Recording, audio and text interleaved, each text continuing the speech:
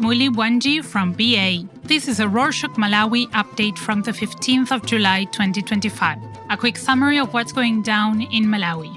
On Monday the 14th, the Malawi Electoral Commission officially launched the 2025 general election campaign period, which will run until the 14th of September, just 2 days away from the 16th of September elections.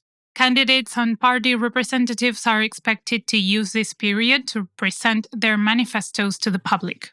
Officials from the Commission urged all candidates and party representatives not to manipulate voters and to stay true to the spirit of democracy. They want a campaign where all candidates and party representatives uphold the truth at all times. The Malawi Electoral Commission also established that all aspiring candidates for presidential, parliamentary, and local government positions can present their nomination papers for pre-inspection from Wednesday the 16th to Wednesday the 23rd, but this process is not mandatory. The official presentation of nomination papers will happen from Thursday the 24th to Wednesday the 30th. On Saturday the 12th, local news reported that until Friday the 11th, the Commission had received a total of 17 nomination papers from aspiring presidential candidates. The list contains a mix of both independent candidates and those representing political parties. The Commission will continue to register and receive the payment of 10 million kwacha, about $5,800, from presidential candidates until Wednesday the 30th, which is the final day for the submission and presentation of nomination papers. Since the pre-inspection is optional, more candidates might come forward from Thursday the 24th to Wednesday the 30th.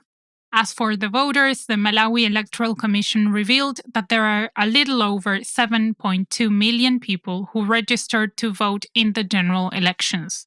This number is lower than the almost 11 million eligible voters that the National Statistics Office projected earlier this year.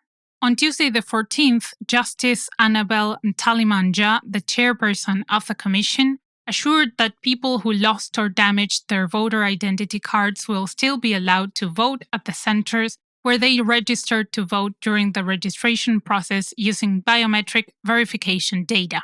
She also said voting will be done using ballot papers, with results being transmitted from constituency tally centers to districts and finally to the national level. They believe this will remove any fraud concerns that some people had about electronic voting. Unfortunately, the Malawi Electoral Commission had already caused a stir after announcing the use of an electronic management system, or EMS, for the elections, with some locals and 2 opposition parties suing them. The lawsuit follows a June incident when the Commission rejected a joint proposal by 5 opposition parties to conduct an independent audit of its EMS. The Commission accused the parties of trying to conduct an audit on flawed assumptions and unsupported allegations.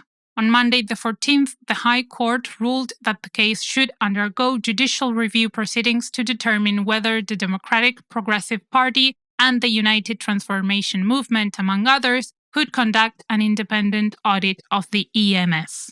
In an interesting twist of events, on Monday the 14th, the state-owned Malawi Broadcasting Corporation published a notice on their Facebook page inviting all parties participating in the upcoming general elections to share their campaign schedules and activities so that the corporation could broadcast them on their television, radio, and online platforms. They described this as their commitment to providing fair and balanced coverage.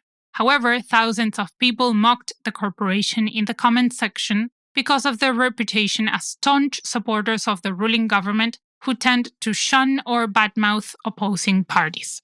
The Malawi Broadcasting Corporation's sudden change of heart was put into question.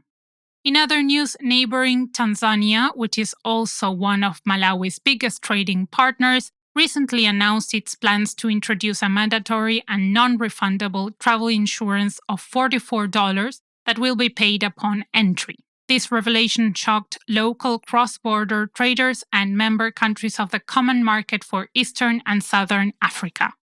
According to the Tanzanian government, the policy applies to all international visitors regardless of their reason for traveling and helps ensure that foreigners are protected during their stay in the country, while reducing the burden on Tanzania's public health system.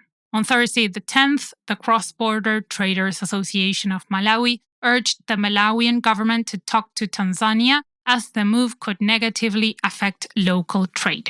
On Friday the 16th, during the World Heritage Committee meeting in Paris, UNESCO declared Malawi's Mulanje Mountain, located in the southern region, a World Heritage Site. This marks a huge win for Malawi, considering that the country sent its first submission to UNESCO 20 years ago.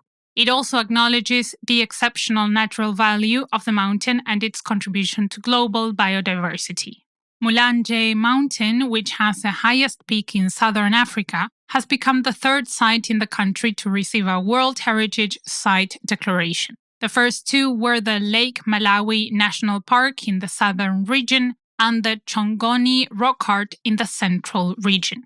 Ironically, this year's Porter's Race was hosted at the newly named World Heritage Site in Likubula Forest Ground at the foot of Mulanje Mountain. Spirits were high on Saturday the 12th when the 2025 Mulanje Porter's Race Fun Run took place as one local runner, Anthony Matias, set a new record for the fastest runner with 2 hours and 3 minutes, beating last year's record by 6 minutes. He walked away with a 1 million kwacha cash prize, which is about $580. Vera Kamtukule, the Minister of Tourism, said Mulanje Mountain being recognized on global listings presents growth opportunities for porters and guides who are the lifeline of tourism. Still in the tourism industry, on Thursday the 10th, there was a stakeholders meeting discussing the Tourism Act 2025, and Kamtukule said the Malawi Tourism Authority will start operating by late August. She revealed that the ministry only has the board constitution to work on. Once that it is done, they will be able to hire the Director General and the management team for the Tourism Authority. In previous episodes, we mentioned that President Lazarus Chakwera approved the Tourism Act 2025 to replace the Tourism and Hotels Act of 1968. This new law facilitates the establishment of the Tourism Authority, which will oversee the tourism industry. It will also see the establishment of the Malawi College of Tourism. Also set to open in August is the Kayelekera Uranium Mine in Kalonga district in the northern region. It was operational from 2009 to 2014, but closed down when global uranium prices tanked. The mine is now reopening due to a rising global demand for uranium.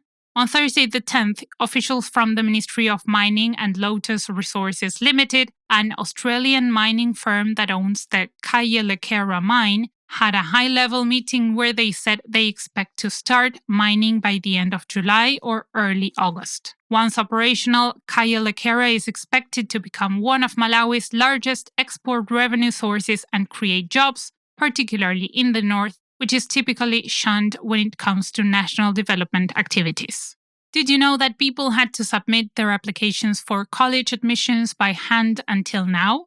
Well, digitalization has finally come as the Ministry of Higher Education recently launched a new online application system for public universities and colleges to do away with paper-based applications. According to a local news story shared on Sunday the 13th, the new system is expected to modernize student submissions and improve access to higher education, as the ministry believes some students may have failed to apply for school because they lived far away. Jesse Kabwila, the higher education minister, said the system allows prospective students to submit their documents and track their status electronically. She described the move as a transformative step for Malawi's education sector. Closing this edition, Malawi has won bronze from the just-ended Commonwealth Billiards Championship Games, which run from the 2nd to the 6th of July in Mauritius. Revin Ginte Stanford, Malawi's pool master, came in third after winning 2 games of 4. Stanford's win made rounds on social media over the weekend, since the Commonwealth Billiards Championship invited Africa's top 16 pool players to compete at the Games. It might have also sparked interest because it is a popular social game played in bars and other public social spaces in Malawi. And that's it for this week. Thank you for joining us. If you are listening to us on Spotify, leave a comment on the episode. Comments are private and we won't publish them. Drop us your email if you want us to get back to you. Pitani Bueno!